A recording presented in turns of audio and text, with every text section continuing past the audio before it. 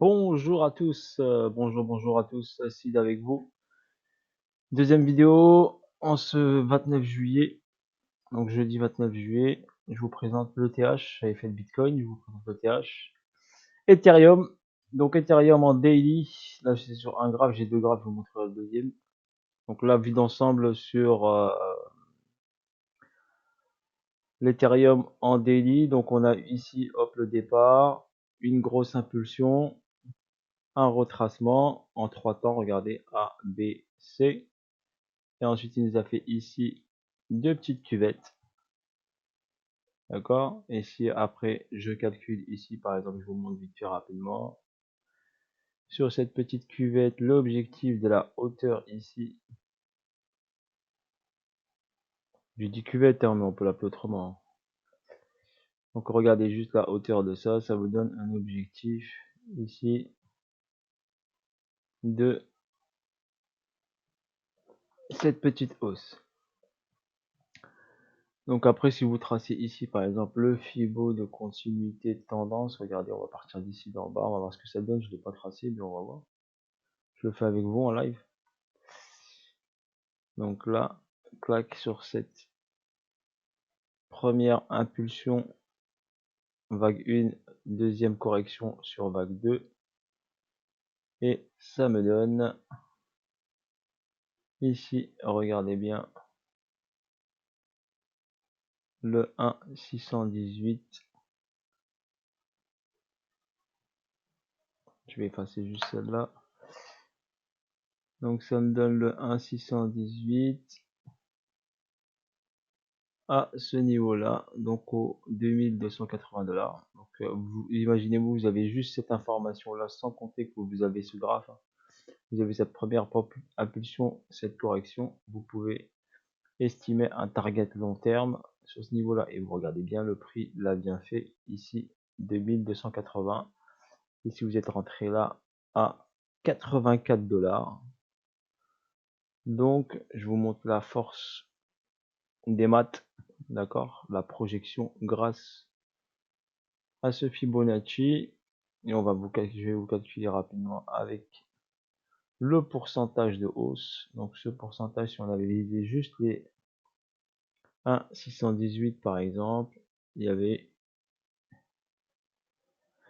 une hausse de 2560%. Ça veut dire fois 25 le prix de départ. D'accord. Donc ici, le prix était à environ 85 $. Et 1,618 à 2002. Et après, si on va regarder le 2,618, il est là, regardez. Il est à 3600. Donc c'est des repères mathématiques, regardez. Dès que vous voyez, hop, le 1,618, s'il a été cassé avec force ou pas, regardez la bougie. Là, on est en délit. 1,618, il est ici, d'accord. Dès que vous arrivez ici, regardez, à 1,618, il y a eu un retracement. Si vous avez une continuité ici, comme ça c'est donné, regardez sur cette bougie-là, ça peut vous dire, vous pouvez garder votre position, d'accord. Ou encaisser ici 50% et laisser courir les autres 50%. Si ça donne plus, ça va au 2,78, la preuve, il a été au 2,618, qui était ici, là. Donc là, vous aurez fait un beau petit profit. Par contre, quand vous arrivez au 218, et bah, attendez-vous, faut pas s'attendre à qu'il y ait au 3,618. Ok? Soyez pas trop gourmand par exemple. Déjà 1,618 c'est déjà très bien, s'il va au 218 c'est encore parfait. Là il nous a fait par exemple, regardez en daily, d'accord? Je vais le garder, allez. Je vais le garder le Fibo. Ensuite ici regardez, il nous a fait une distribution, donc il a fait hop, cette vague 2, donc vague 1, vague 2 et cette vague 3, impulsive. Donc la deuxième vague impulsive. D'accord? Celle-là, elle a été d'un certain pourcentage aussi. Tout à l'heure, on avait, hop, ici, pourcentage pratiquement le même. Un pourcentage de, ici, de 24 000%. Donc 24 000% par rapport à cette hausse. Et si on regarde ici, on avait dit, je crois que c'était, si je me trompe pas, cette hausse était de 5000%. Donc 5 fois moins que la première. D'accord? Donc forcément, 1, 2, 3, correction 4, forcément, nous allons avoir la troisième impulsion sur une vague impulsive. Donc c'est normal que l'Ethereum va repartir vers le haut avant de faire une belle petite descente en 3 temps après avoir fait ces 5 vagues. Donc là on est sur on parle de daily, hein, d'accord, c'est des grosses vagues, hein. Bien sûr là on est en phase corrective 4. Donc je vous donne un petit repère, regardez, je vais vous expliquer pourquoi. Si on schématise ceci, attendez, je vais enlever ça. Si on schématise ceci par, si on écoute Monsieur Elliott, donc vague 1, vague 2, vague 3, vague 4. Donc la vague 4 ne descendra pas, n'enfoncera pas la vague 1. Ça, c'est la théorie d'Elliott. Ok, sur les vagues. Donc la théorie d'Elliott sur les vagues, donc cela veut dire que le TH ne descendra pas en dessous des 1382. Ok, voilà un petit repère qu'on peut avoir. Ensuite, si on trace le Fibo, d'accord, par rapport à tout ça. Ok, je vais le mettre là, regardez. Ce Fibonacci par rapport à ce plus bas et le plus haut. Le plus haut qui doit être ici, je pense, si je me trompe pas. Voilà, il doit être à ce niveau-là. 4389. 4300. On va dire, ouais, dans cette zone-là. Voilà, 4400. Donc là, on est en logarithmique, hein, donc si j'enlève le logarithmique, bien sûr, on est là. Et vous voyez ici, vague 1, vague 2 et vague 3, très puissante et très impulsive et très verticale. Donc rappelez-vous ce que je vous ai dit, quand ça monte verticalement, et ben ça corrige derrière. D'accord? Et ça corrige fortement. La preuve, c'est monté en flèche ici, et ça a redescendu aussi sec, comme si c'était parti au point de départ. Donc on va revenir ici dans cette zone-là, je pense. Donc si on part sur les vagues d'Elliott, on ne doit pas descendre en dessous des 1382. 1382 correspond à cette zone-là. Ici. Donc là. 1380, c'est là. Et pour moi, il va un peu aller chercher dans cette zone-là, entre 1300, entre 1000, en dessous du saut là. Donc 1300 et 1100. D'accord? On peut aller chercher ici cette zone-là pour aller prendre le 50%, il est ici. Donc 50%, il est là. Je vais le matérialiser ici, regardez, avec ça pour l'avoir. Ce 50% daily. Voilà. Je l'ai là. Donc phase discount, phase premium. Ok? Donc on l'a matérialisé ici avec ça. Ensuite, donc ça je vais le déplacer pour pas qu'il me gêne trop, comme ça j'ai pas trop de lignes. Je vais le mettre juste là pour le garder en mémoire. Voilà, je vais le mettre à côté, comme ça je l'ai en repère. C'est ma continuité de tendance par rapport à cette vague là. Ensuite, nous allons zoomer un petit peu sur cette partie là. Ok?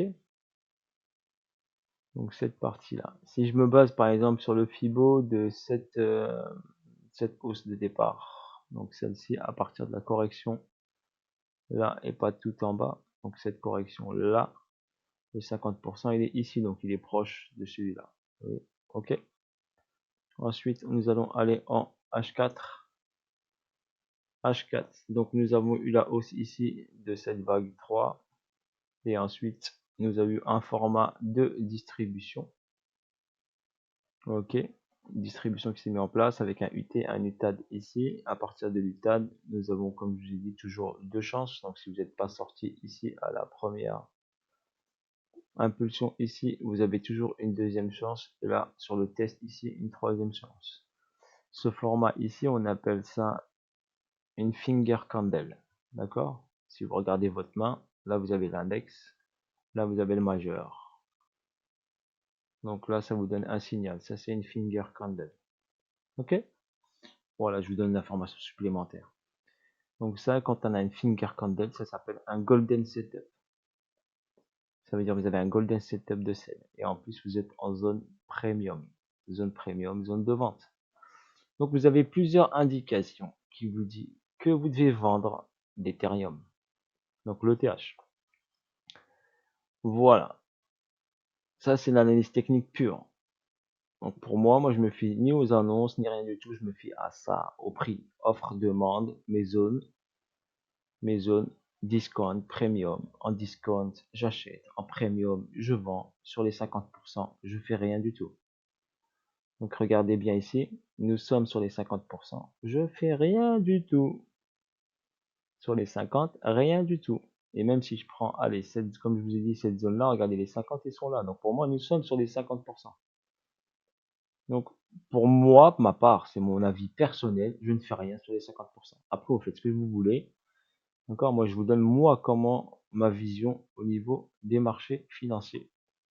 Et quand je me place, et quand j'achète, et quand je vends. Donc ensuite, ici, donc comme je l'ai dit, une hausse, une chute. N'oubliez pas, on a toujours une chute en 3 temps. D'accord? En 3 temps. Donc chute en 3 temps, par exemple 1, 2, 3. Ça c'était le premier 3 temps. Ou sinon on peut considérer le 3 temps, le grand 3 temps, le 1. D'accord? Ici. Forcément, il y aura un B. Donc une vague A, une vague B et une vague C. C'est pour ça qu'en ce moment, ici vous avez la vague A, la vague B et ensuite la vague C. Pour moi, la vague B, donc regardez les sommets, ils sont de plus en plus bas. D'accord? Le dernier sommet plus bas, il est là. Donc au pire, l'Ethereum ira chercher la liquidité par rapport à ce sommet-là. Donc il peut aller un peu ici, comme moi j'ai tracé ici le 1,618 par rapport à cette hausse ici et cette petite correction. Donc on peut avoir une prise de liquidité dans cette zone-là, voir titiller ce petit sommet ici, donc prendre de l'argent ici, et prendre de la force, comme je vous ai expliqué, pour pouvoir derrière chuter. D'accord? Prendre de la force pour pouvoir derrière chuter. Voilà, et ensuite aller chercher une bonne zone d'achat. Donc là je vous fais la petite vidéo, en même temps je regarde les JO, la natation, je me suis levé pour ça. Voilà, je suis passionné de natation, ancien nageur de haut niveau. Voilà, j'adore la natation, je continue toujours à nager. Donc n'hésitez pas à l'équilibre entre le trading et le sport pour avoir un mental d'acier et pour avoir un équilibre au niveau physique et mental. N'oubliez pas de vous entraîner, c'est un petit conseil que je vous donne. Et également pour faire du nettoyage dans votre cerveau quand vous avez trop de concentration. Donc n'hésitez pas à décrocher, à faire autre chose. Si vous n'aimez pas le sport, et ben vous pouvez faire de la musique, de la peinture, autre chose. Une activité ou du théâtre. Il y a plein d'autres activités pour décrocher, bien sûr, de vos graphes et de vos marchés financiers. Donc il faut faire des pauses, d'accord, pour pouvoir tenir dans la durée. N'oubliez pas, c'est pas un sprint, c'est une course de fond. Comme là, regardez, c'est une course de fond. J'attends ce niveau-là avec de la patience. D'accord? Si vous n'êtes pas patient, ce sera très dur de réussir dans le domaine des marchés financiers. Car c'est une grande qualité. La patience, la persévérance et bien sûr le travail. Mais surtout les qualités de patience. Si vous êtes une personne impulsive, nerveuse, c'est pas trop fait pour vous. D'accord? Sauf si vous êtes un holder et vous prenez une position et vous la gardez pendant longtemps. Car c'est très facile d'appuyer sur le bouton buy, buy, buy, buy, buy, j'achète, j'achète, j'achète. Ok? Ça, c'est très facile d'appuyer sur le bouton. Mais par contre, à quel moment appuyer sur le bouton? C'est ça. À quel moment rentrer en position sur les marchés financiers? C'est ça qu'il faut se poser la question. C'est plutôt cette question qu'il faut vous poser. À quel moment je dois appuyer sur le bouton buy, achat? Si je hold ou si je traîne? Bien sûr, il faut appuyer sur ce bouton et rentrer en position en fonction de votre capital, bien sûr, qui est petit ou grand, on s'en fiche. L'essentiel, c'est d'avoir le bon point d'entrée. Car quand vous avez appuyé sur le bouton, c'est trop tard. Ça y est, vous êtes dans le marché. Après, vous êtes impuissant, c'est le marché qui décide. Bien sûr, vous allez pouvoir voir votre perte et vos gains, sortir quand vous voulez, soit en perte, soit en gain. Mais de préférence, allez travailler votre point d'entrée, d'accord? La patience, la persévérance, l'attente, les niveaux, la technique. Il y a tout qui rentre en jeu, le psychologique. Ok, c'est très facile d'appuyer sur un bouton et d'acheter. Tout le monde peut acheter, mais pas tout le monde peut acheter au meilleur prix. N'oubliez pas, force, l'offre et la demande, d'accord? C'est ce qui est important. Vous devez considérer ça dans votre tête. Un prix pas cher, je l'achète. Un prix cher, je le vends. D'accord? Pour l'instant, on est sur les 50%.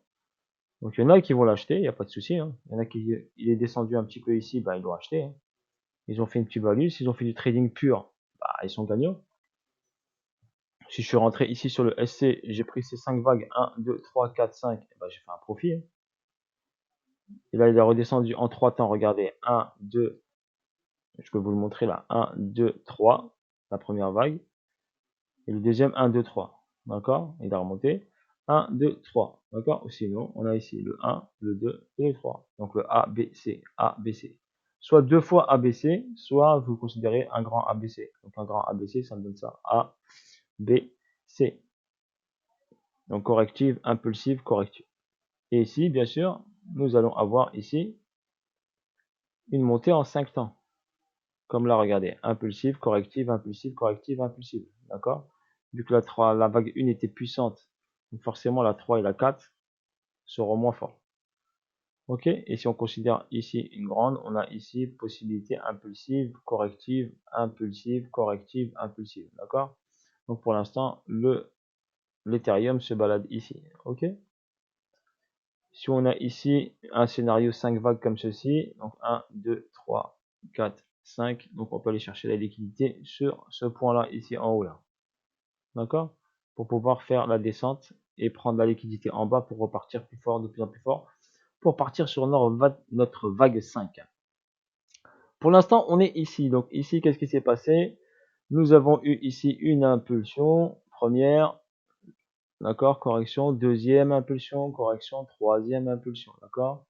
Donc, est-ce que ça, c'est une impulsion ou c'en est deux?